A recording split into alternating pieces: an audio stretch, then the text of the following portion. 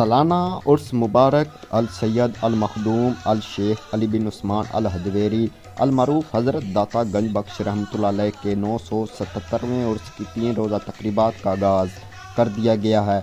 मुल्क भर से ज़ायरीन और अकीदतमंदों की आमद का सिलसिला जारी है।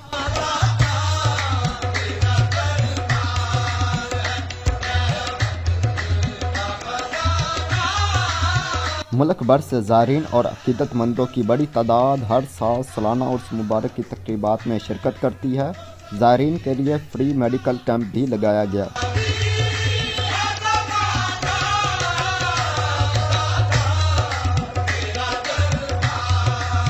बात की जाए सिक्योरिटी की तो सिक्योरिटी के सख्त इंतजाम किए गए। वॉक थ्रू गेट के जरिए चेकिंग की जा रही है। CCTV कैमरों के साथ भी निगरानी की जा रही है।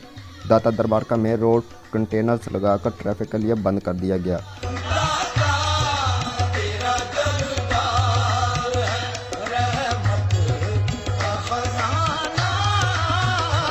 मज़ार पर महफिल नात और महफिल समा का भी एहतमाम किया गया। मुल्क भर से कवाल हज़रात ने शिरकत की, जिनमें शेर अली मेहर अली खान कवाल, नज़ीर एजाज फरीदी कवाल, रिजवान मुअज़्ज़म अली खान कवाल, आसिफ अली संतू खान कवाल और दीगर कवाल हज़रात ने शिरकत की।